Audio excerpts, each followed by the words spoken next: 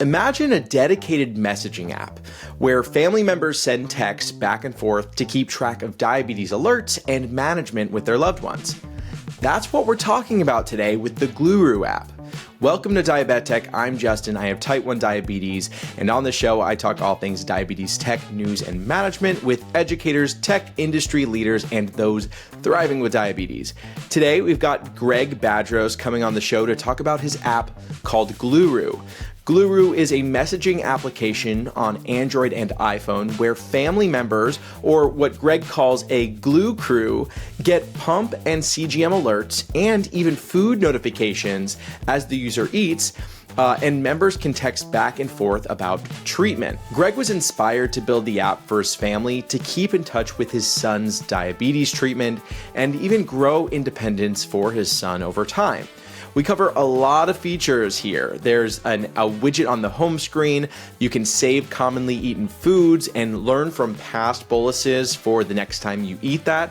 If you want to check out the app yourself, I've thrown links in today's show notes. New episodes of this podcast release every Monday on podcast platforms and on YouTube, so be sure to follow. And keep in mind that anything you hear on today's podcast is not medical advice.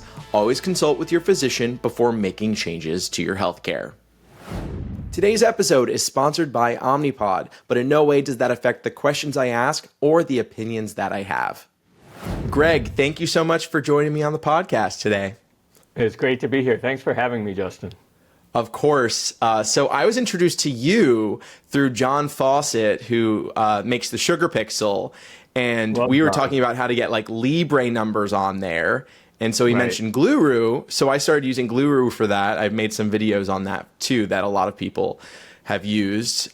Can you just explain to everyone what Gluroo is? Yeah, definitely. So Gluroo really at its heart it's just a chat application.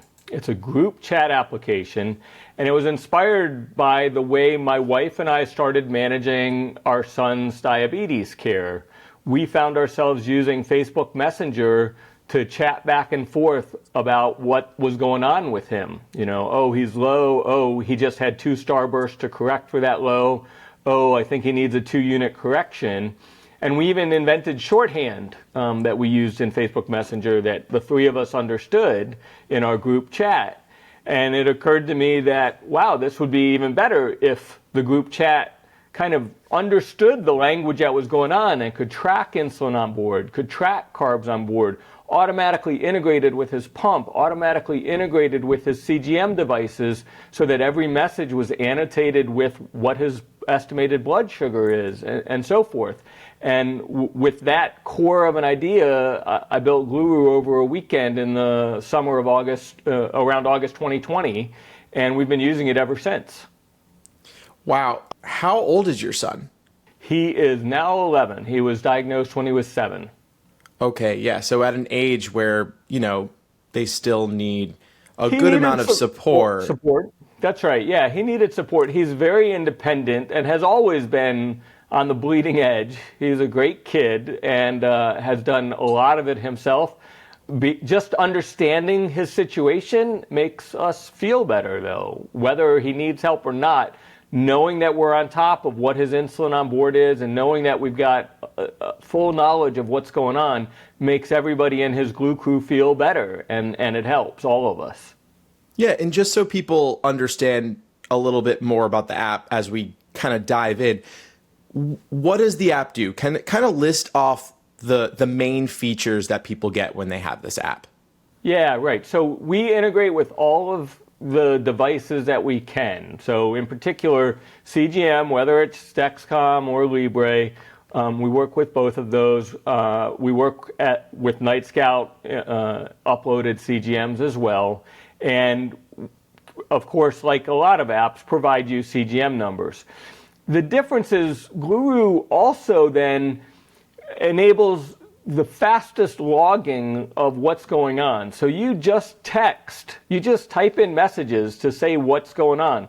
If you have a 65-gram breakfast, you can type 65G bagel, and Gluroo will understand that you've just eaten 65 grams of carbs, and will track the decay of those carbs over the next 4 to 6 hours. So it can provide data to help you make your decisions over the course of your diabetes care.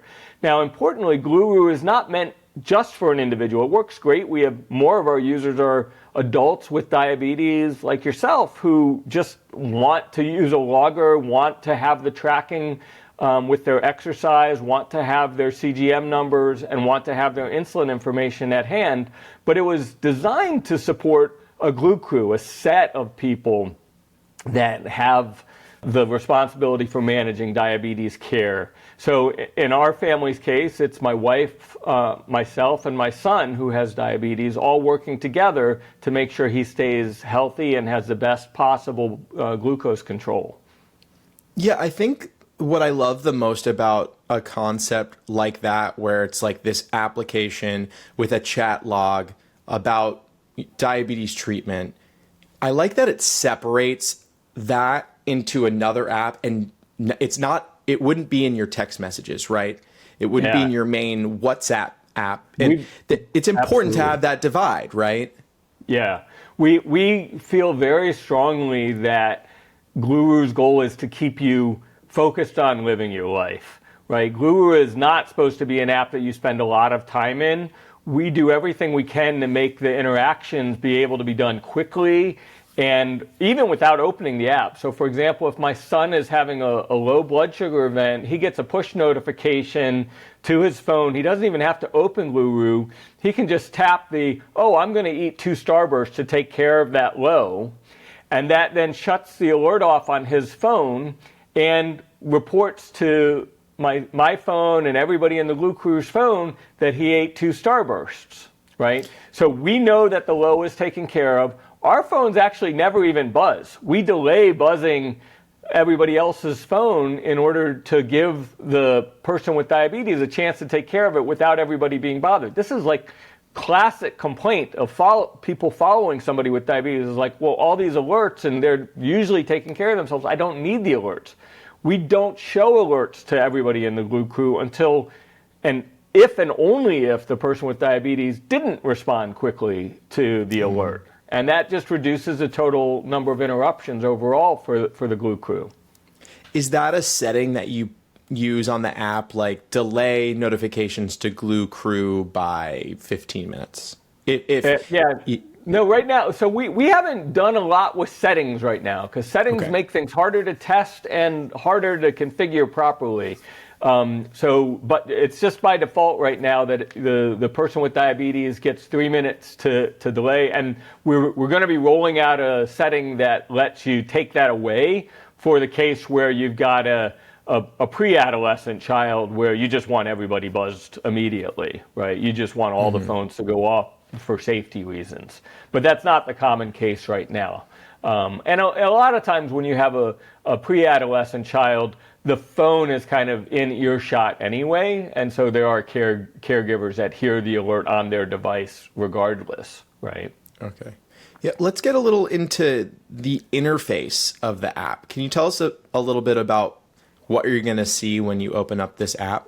Yeah, we tried really hard to make it feel like a group chat app. So after you go through the onboarding, and we're rolling out a whole new onboarding soon that should be even more intuitive. It's a little bit longer, but you get a little bit better set up when you're done the onboarding. But once you're in the app proper, it should look and feel like group chat. Our goal was to make it so simple, so approachable, that you would just know what to do. And you can quite literally just take whatever you were using to chat with people about your diabetes. You can just swap Gluroo in for that. If you were using WhatsApp, just instead of using WhatsApp for your diabetes related messages, you start using Gluroo. And it'll feel just like the same group chat as you had before. The difference is your messages will be annotated with your blood sugar readings. And if you connect your Omnipod 5, automatically your insulin bolus information will be added to your log.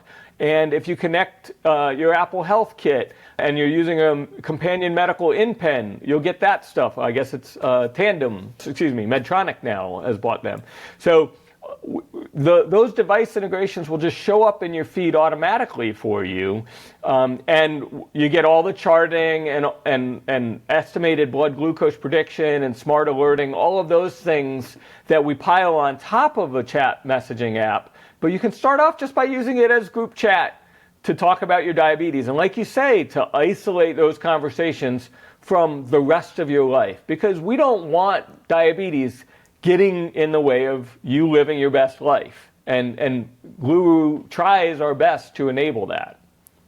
Yeah, when it comes to integration of devices, so you said the CGM-wise, Dexcom, Freestyle, Libre, CGMs.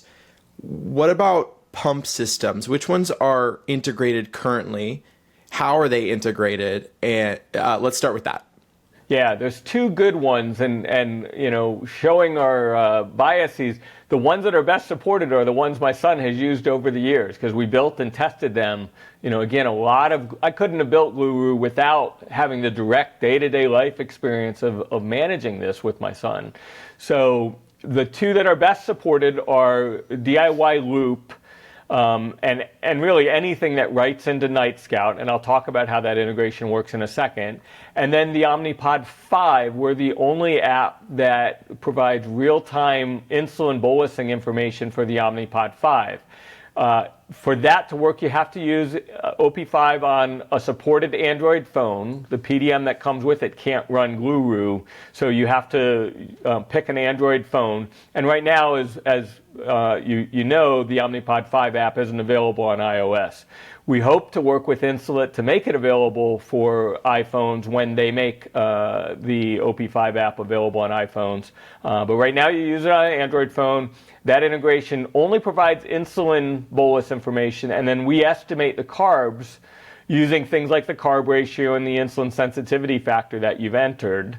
So we do our best to estimate the carbs, but we don't get the actual number of carbs that you entered into OP5. Again, we're working with Insulet to try to make that better. For DIY Loop, as I mentioned, and Android APS, anything that writes information into Night Scout, what Gluroo does is provides a Night Scout compatible backend. We call it Gluroo Global Connect. And that compatible backend lets Loop write into Gluroo as if it's writing into Night Scout. You don't need a Night Scout instance. You don't need to pay anybody, including Gluroo. You just can set it up, and immediately Gluroo becomes a great follow experience for your open source looping device. Right? And that works really, really well. Supports profiles, shows profiles on the top. We don't support or encourage remote bolusing. Action at a distance is very scary to me, and I think it should be scary. I think most people would say, hey, look, it's the lesser of a bunch of evils, because there's a lot of challenges in managing, especially a very young one with diabetes. But I don't recommend that at this point. But otherwise, we work really well as a follow device. I should stress, Gluroo is not meant for medical decisions and is meant to be used alongside the first-party apps, right? We are labeled to be used along with Dexcom Follow, not to replace Dexcom Follow, not to replace Libre Link Up, but we're here as a supplement to those, as a secondary alerting and display system.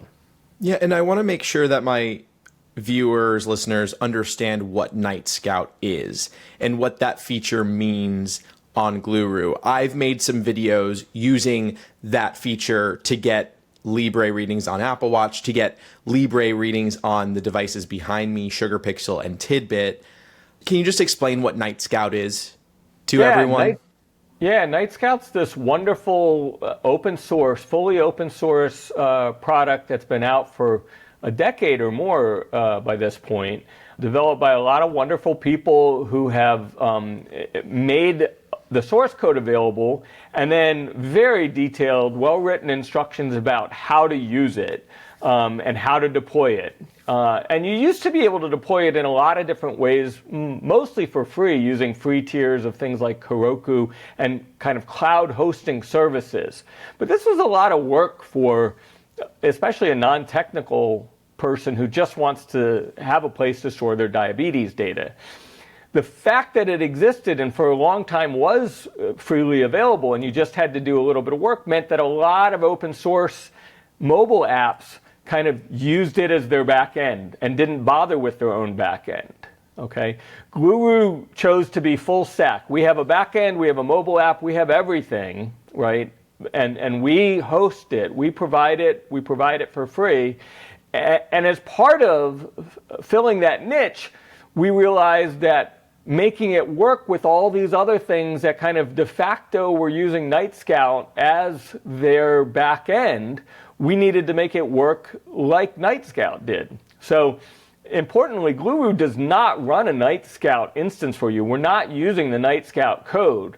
We're translating into our native format of data. We have a very, very constrained, restrictive, expressive representation of your diabetes data. And when one of your devices talks the Night Scout protocol to us, we're converting between Night Scout language and our own personal language. But we do that seamlessly, so you don't have to think about it.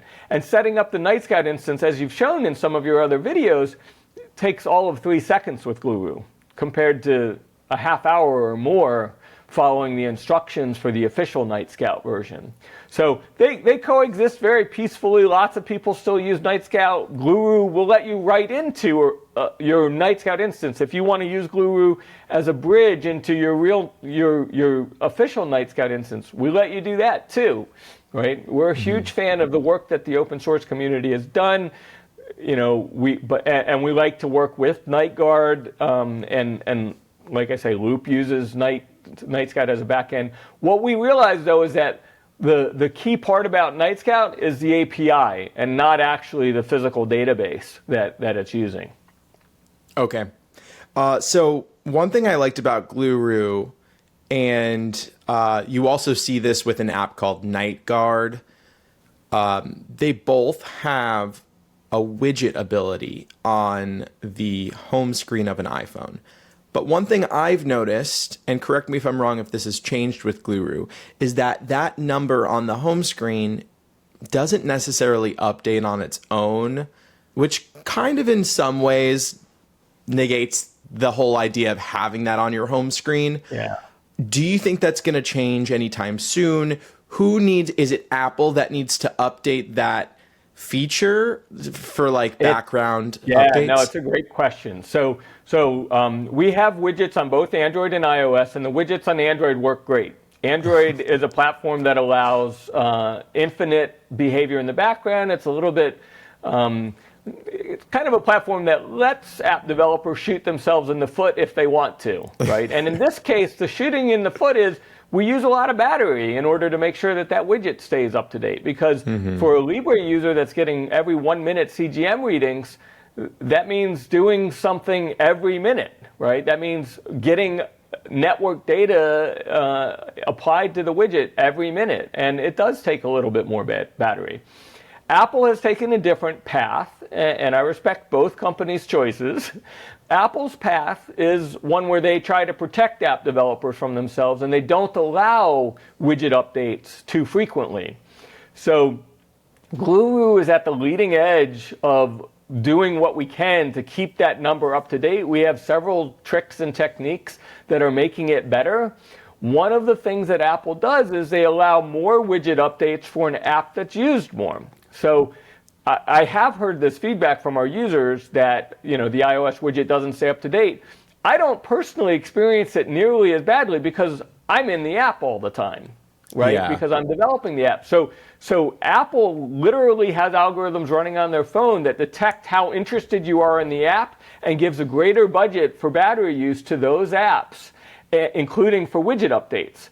Now, it's worth noting we have 3 widgets on iOS now, on the latest version of iOS 17, which just came out a week and a half ago. We have the lock screen widgets, we have home screen widgets, and we have a standby widget for when you've got it in landscape mode. It's kind of like an alarm clock. That's the newest one. And all 3 of those, we've been working really hard to make sure that we can keep those numbers up to date. And in the latest version now, if you ever see the widget not up to date, all you have to do is tap it, and we'll do our best to refresh the number, because Apple always allows a user interaction to use batteries. Now, it used to be, before iOS 17, we couldn't make a tap to refresh feature. iOS 17 let us make this tap to refresh feature, which is a lot less disruptive. It doesn't open the app to refresh the number. It just refreshes it while you're on the widget screen. Wait, are you saying if my screen is locked, I could tap on the widget and it will update? That's right. As of iOS 17 and the latest versions of Gluroo about 4 days ago. I mean, in that case, then the updating in the background is not as big of an issue because I can just, look at my lock screen, tap on it, see the change. That's absolutely correct. I like that a lot. During the standby widget, we expect it will work even better, but the jury is still out, so to speak. It's relatively new. We also have a calendar integration where there were some changes in iOS 17 in the way calendar permissions work, and we're working through those issues between the various updates to iOS 17 and updates to the Gluroo app. But we have a calendar widget because that widget is one of the few things that Apple allows to update infinitely in a day. And so Gluroo can write to a calendar, and you can use the calendar event complication on your watch. Complication is just a fancy word for data that's provided to a watch face, okay? And so you can use the calendar event complication to show your blood glucose number by showing the current calendar event, and Gluroo just writes a calendar event that says, oh, you're 122 milligrams per deciliter, rising fast, or whatever, right? And we put that in every 15 minutes. We're working through, like I say, some issues with the latest version of iOS on that too. It's only been out less than 2 weeks, so that's going to get even better. I was working great for a long time, and iOS 17 is mixing that up a little bit for us. But, look, Gluroo is under active development. We're fixing these problems as fast as they happen, and we expect that will continue to happen because we intend to evolve fast to meet the needs of our growing user base. Yeah, I think what I like most about the calendar alert, well, a couple things, and for people who didn't fully understand that what it does is it updates your calendar with an event so that when you see the calendar, let's say you have a calendar widget on your phone, that will show up on your calendar widget in the background. So it essentially that bypasses this issue with background stuff. And I think the coolest thing about it is for people who drive and have a car and have CarPlay and possibly Android Auto, you'll see that on the screen in your car. I've been meaning to do like an Instagram reel TikTok of that because I think that's right. We've got a blog post about exactly that. And it's a great way to do it. There are some regulations in the UK and maybe the EU as well around what screens you're allowed to have when you're driving. And one of the ones that's allowed, of course, is your car screen. But for many people with diabetes, and there are government regulations that prevent them from even looking at a phone while they're driving.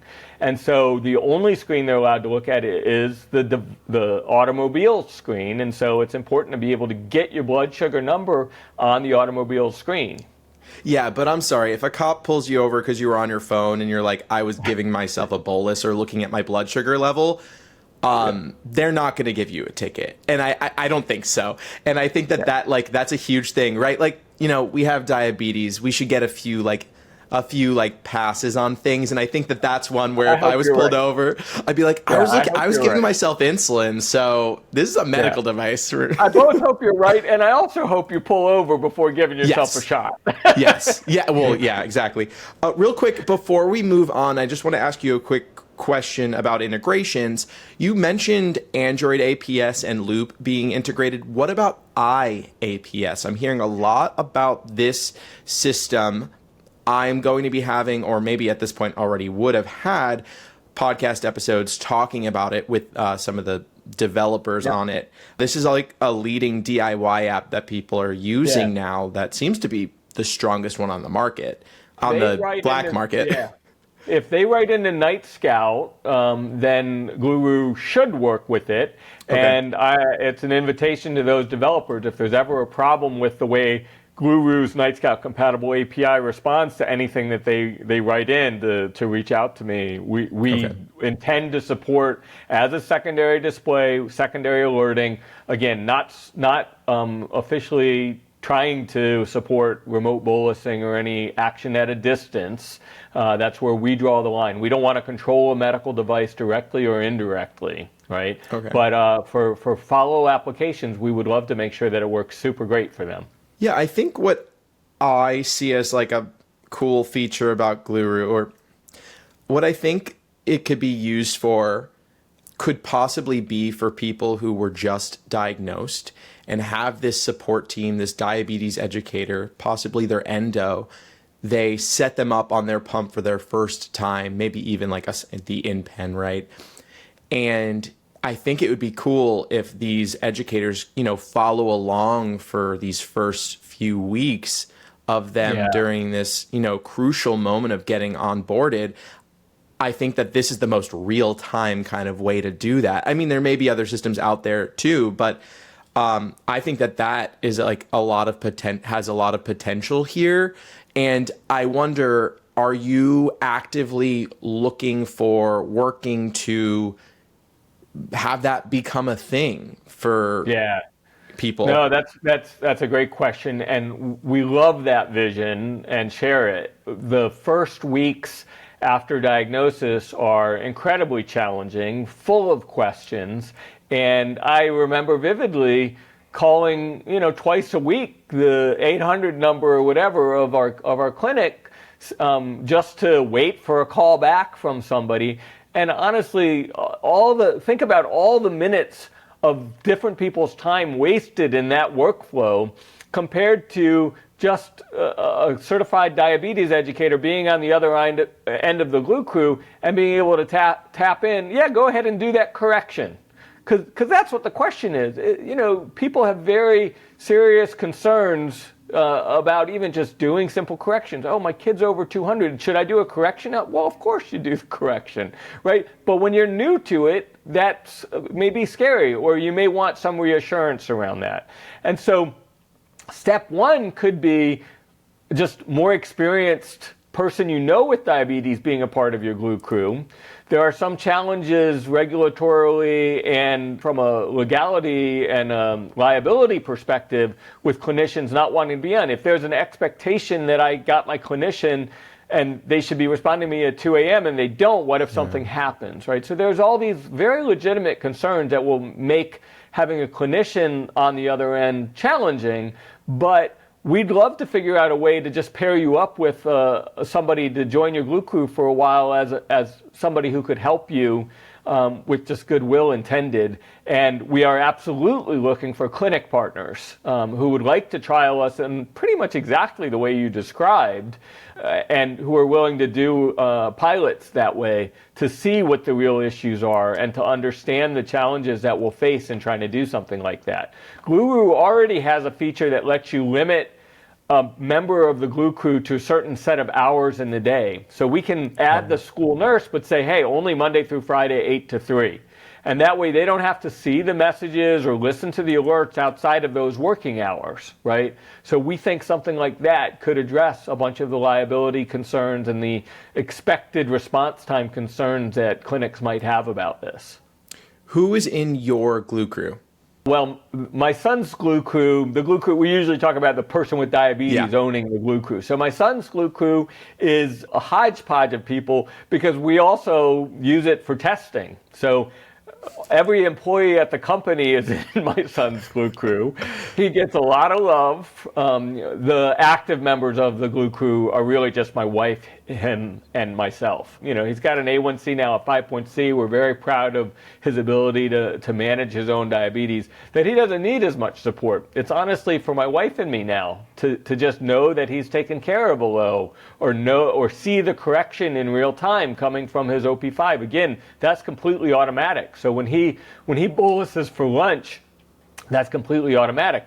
I should say another really cool feature of Gluroo that isn't used as much as it should be from what I've seen in the way our users are using it. My wife and my son coordinate what he's having for lunch, and at breakfast they'll pre-enter 60 grams for lunch at 12:15 p.m. And that gives him a reminder to pre-bolus when it's time to eat his lunch, and has sort of pre-entered the number of grams as a reminder for him to enter into his OP5. Doesn't do it into his OP5 app, but it provides the number on his Gluroo display and a reminder for him, oh, you agreed that your lunch that you're having is 50 grams, so he can just copy that number manually over into OP5 to actually deliver the bolus. And then when the bolus comes through, we see it in real time. So Gluroo really lets you curate your logs based on time. You can enter events in the future. You can log devices either by like scanning a QR code from a sensor or from a pod, and we record the lot number, we record the restart code, all of that kind of stuff to make it really, really easy to track all your devices. So you get a reminder of, hey, my pod's going to expire tomorrow, or my sensor's going to expire in 3 days, or whatever. So you can stay on top of diabetes instead of having to keep all that in your head, right? One of the things Gluroo does really well is offloads from my head all the things related to my son's diabetes care. So I know where to go, but I don't have to like keep it in my head. A quick word from today's sponsor, Omnipod. When I was first diagnosed with type 1 diabetes, one of my biggest fears was wearing an insulin pump and what that would look like. My fears were totally diminished once I started wearing Omnipod. Omnipod is a tubeless insulin pump that could be worn almost anywhere you'd give yourself an injection. What I love most is that I forget I'm wearing it. I never have to worry about disconnecting it for showers or swimming, and when I play kickball or go running, it's super secure. Even better, with Omnipod 5, you get automated insulin delivery by connecting it to a CGM. Omnipod 5 uses CGM trend and value to predict your glucose 60 minutes into the future and makes adjustments to your insulin delivery. If you want to try out Omnipod 5 yourself, you may be eligible for a trial. To check your eligibility and for full safety information and instructions for use, visit omnipod.com/diabetic or click the link in today's show notes. All right, back to the show. One thing, maybe this exists, but I have a feature request for you. Sure. Are you able to put an ability where your app can put in calendar alerts for when your Dexcom's going to expire and when your Omnipod's going to expire? Yeah, absolutely. It is on our feature list. Okay. We're trying to get the calendar event stuff working really well. Okay. We think that needs to be a separate calendar from the one that you use for your CGM notification. So we actually think that maybe should just be your primary calendar, you know, and just say that the calendar event is going to go or not. So we have some. It's not released yet, but I have a version of that running in beta already, and it's a great idea, and we look forward to making that available more broadly. Great. I want to get back into logging food again. You were kind of touching on this a bit. So I love the feature that you can like log those carbs ahead of time for later so that your child or whoever has the type 1 diabetes can kind of see that and remember, and then pre-bolus kind of when it's time. Kind of tell me about, I know we talked about this last time we spoke. Tell me about how it works when you're logging foods at certain maybe restaurants or certain, like if you're a habitual person, like you eat the same things over and over again. Tell me about like logging that and then being able to look up that same food later. You can do that, right? That's right. Yeah. So we do a bunch of different things to try to make this as fast and efficient as possible. And there's a bunch more in the pipeline as well. So I'll start by telling you the way things work now and what we already have rolled out. You can take a picture of your food. You know, the fastest way of recording a meal so that you can recollect what it was is to just take a quick picture. Okay. When you do that, we run it through an AI to do image analysis on that photograph and try to understand what that picture is. So if I take a picture of my breakfast this morning, I had eggs and some strawberries and some peaches and a coffee. Okay. So if I take a picture of that, the AI is going to come back and give me some suggestions of labels, textual labels to put on that image. And it'll be like eggs, strawberries, coffee. And I'll maybe check all three of them and say, yep, all three of those things. The reason for that is so that the search feature in Gluroo works really well. So later, if I go into Gluroo and I search for sushi, I can go back and find the pictures of meals that were tagged sushi, right? And the tag sushi was added not because we typed in sushi, but because the AI recognized the California roll as being sushi. And so that enables search to work really well. And what's the benefit of that? Well, sushi, as you probably know, do you like sushi? Yeah, I love sushi. Me too. And so does my son, actually. Akura is his favorite, right? So when you have sushi, it's a tough meal. So trying to understand, hey, what did we dose for this meal the last time we had it? And how did we do? So you can use the search, you find a prior meal that matches the search terms, and then you can open up a chart in line. It might be from a meal 3 months ago, but you open up the chart in line right there. It shows you what you dosed and what your blood sugar did after that meal, so that then you can say, oh, looks like that wasn't enough. The last time I was at Fuki Sushi, my son went high. Let's dose a little bit more this time. And you can vary and learn from your past experiences, right?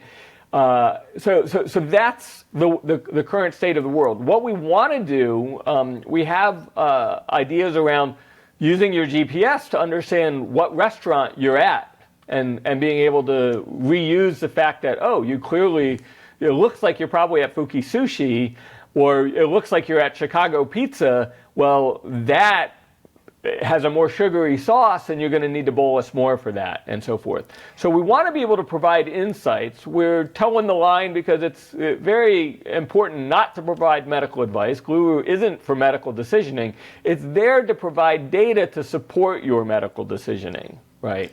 Yeah, I think one thing I would love to see is if the GPS tracks that you went back to the same restaurant, almost like it can ask you, like, are you here? And then you tap it, yes. And then it will show you photos of everything you've ever ordered there. You tap on the photo of what you want to order, and it shows you what you gave and you said that it does this already. It shows you how many carbs you dosed for last time and kind of what happened with that, right? So if you're like 50 grams, right, I was steady after, then I'll try 50 grams again. We all know, everyone listening knows that diabetes doesn't always act the same, even if you do the same thing every single day. I mean, there's hormones, there's so many things that change, what can happen, but having a tool like this is great.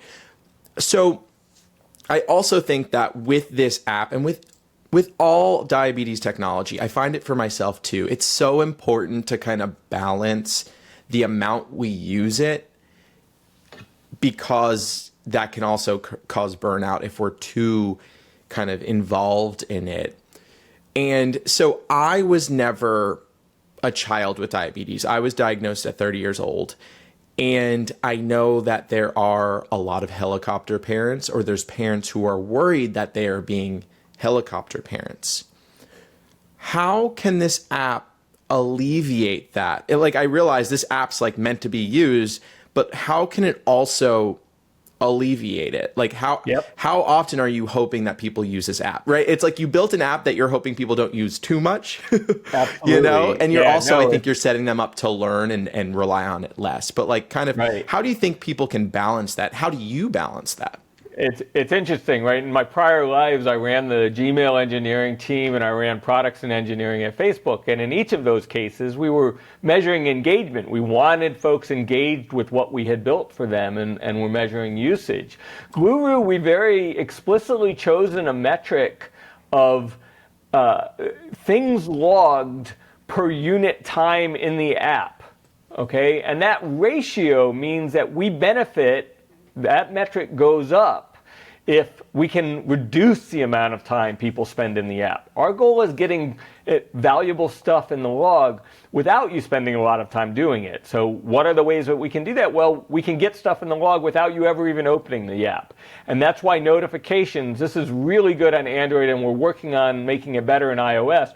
But on Android, the notification buttons, the action buttons on the notification themselves, are often all that you need to log an intervention action, and so that's really important. You don't even open the app to put the fact that you had 4 ounces of apple juice as a recovery snack for a low. Okay, the second part of this is you talk about helicopter parents. One of the things that I love the most about Gluroo is that it stops the nag. You don't have to ask. I'm not asking my son, hey, son, did you bolus for this? Did you do it? Because as I'm sitting there, literally let's say we're sitting down at the dinner table together, literally my watch buzzes saying bolus started, and I see on my own watch that Jax has done his bolus, right? And that is a way of making me leave him alone, right? And not have to ask. And I don't have to, when I'm seeing a low, I see that he recorded 2 starbursts. I don't have to call him. My wife doesn't need to call him. Nobody's checking on him. That gives him a sense of responsibility, and he loves not having to deal with his parents asking about this stuff, because he just wants to be a kid, and he deserves to be able to just be a kid. And so Gluroo's philosophy is to let that be. Yeah, I love that so much. It's really hard for me to fully understand what it's like to be a child with type 1 diabetes. I feel very fortunate to have been diagnosed later in life when I am an adult who I'm very focused. I'm the type of person that wants to really fix something when there's a problem. I'm very type A. But when you're a kid, you deserve to be a kid and to not have to, and it's unfortunate that kids do have to deal with thinking like this. I can only imagine a lot of kids grow up a little bit faster dealing with this. And I know I grew up faster from past health issues as well. And I do love what you're saying about that dinner table. It may put a little more, no, actually, I was going to say it may put a little more burden on the parents, but actually it doesn't, right? It almost alleviates their worrying a little bit. Yeah. And I like the idea of the child or, the person with type 1 diabetes kind of taking that full control and feeling a lot more independent, possibly sooner because of the app.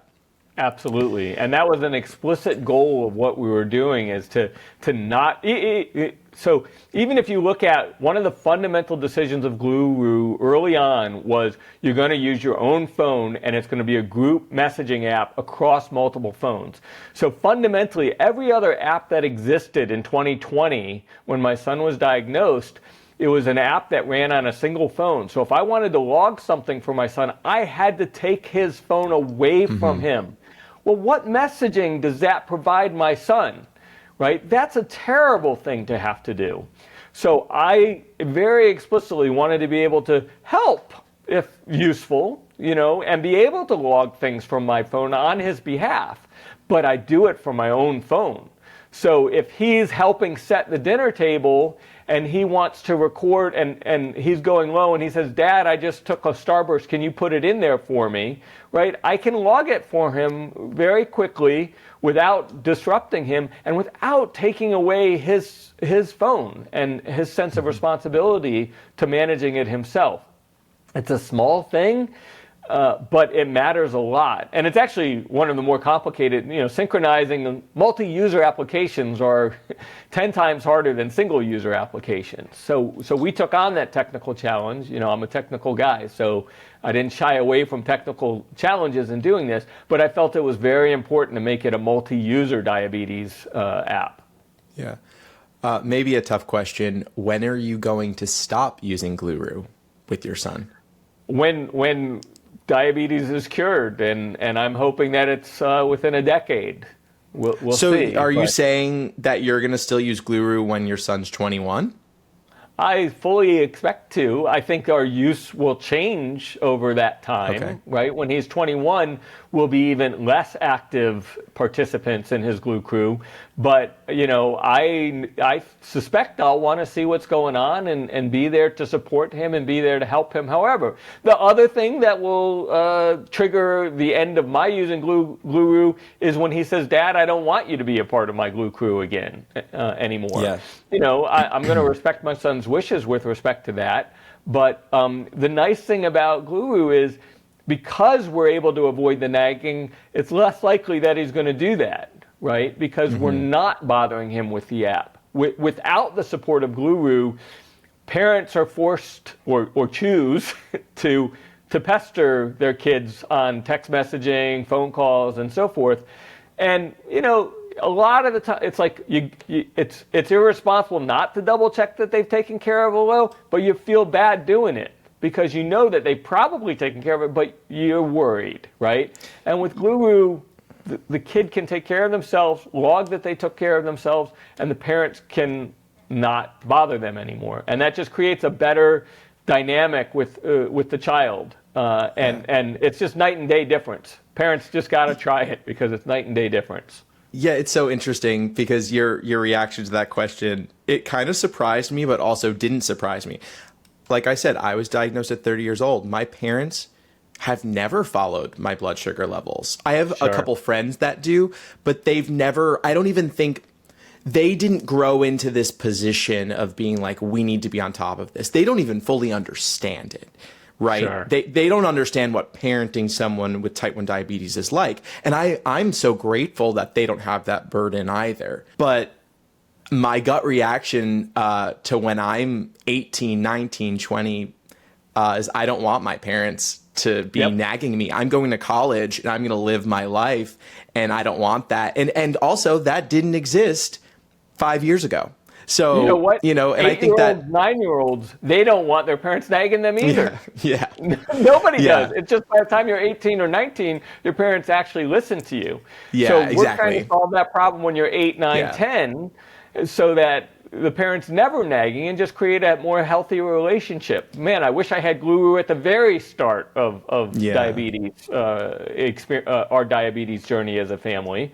It took 6 months before I understood the condition and understood the workflow well enough that I thought I could take a stab at fixing the problems that I'd seen over those first 6 months. And I'm grateful I've had it for the years since then. I'm jealous of all the parents today who are able to use it from the get-go. Yeah. A couple more questions for you. What do you want to see for the future of diabetes technology? Just in general. Yeah, so I'm super excited about faster acting insulins where we can use a simple PID controller where you don't need to pre-bolus everything and where you can get an A1C down to below 6.25 without pre-announcing anything just because the insulin acts so fast. So there's a bunch of exciting work being done there. And I'm talking about things even beyond the speed of Fios. So if we could get to that point, I think that could be really, really useful. Longer wear times for some of these devices, right? The Omnipod 5 with the 3-day wear and a Dexcom sensor that my son uses, he's on the G6 because he's on the OP5 and they don't support the G7 yet. When you're changing a sensor every 10 days and a pod every 3 days, you're changing something, you're always looking forward to the next change, right? And there are infusion sets that will take longer to adopt in a patch pump format, but there are infusion sets that can support 5, 6, 7-day wear. And I think those could be interesting as we start seeing some of that tech come. Because when the devices are working well, that's the primary thing that you do with diabetes care is you're switching out the devices and monitoring, right? You always have to monitor. So I'm excited about those kinds of things. But candidly, I'm most excited about freeing my son from having to worry about this and getting him alpha cells in his body, beta cells in his body that can take care of him without all these devices. And I'm so grateful to all the researchers and scientists out there who have figured out how to derive beta cells from stem cells, all the funding that goes into that. And there are a bunch of encapsulated stem cell derived beta cell trials that are ongoing, and I'm super hopeful for them. I can't say I'm optimistic, but I'm super hopeful for those kinds of things that maybe by the time my son is in college or as a young adult, that he has the worry and has to monitor, but because of something implanted in his body and not because of something that he does every 3 and 10 days. Yeah, it does seem that there could be a technological cure, in quotes, for diabetes before there is like an actual one. Yep. Lastly, what are your thoughts on the DIY community? I love the DIY community, and I've been writing open source code since undergrad. Some of my code shipped in the earliest versions of Red Hat Linux way back in the early 90s. And I've been writing, my PhD thesis was a constraint window manager that was open source based on a constraint library that was open source that got adopted by Apple for auto layout in Mac OS and iOS and so forth. So I've been contributing to open source for a very long time. And I love the fact that folks said, hey, big companies aren't moving fast enough, and there is a solution here that is just going to make people's lives better, and they took it into their own hands and they made it work for themselves and so forth. So I'm a huge fan of open source and love what the DIY community's done. I've done talks with the Loop and Learn community, which is one of the larger and very high quality content from those folks. Some of the things that they figured out are things that the entire community benefits from. It's been fantastic standing on the shoulders of those giants in building Gluroo and in helping make diabetes care what it is today. Yeah, Loop and Learn, fantastic resource for people who want to learn more about DIY Loop, IAPS, and so many other things. They take a lot of what's going on in like the DIY community and do like great talks. I've watched some, and they're really interesting. They're really excellent. Really excellent. Yeah. Greg, thank you so much. I'm very excited for people to try Gluroo out. I'm assuming they can check it out on like the app stores, the Google and absolutely. iPhone app stores. Get.gluroo.com. You can do a Google search for it, find it on your phones.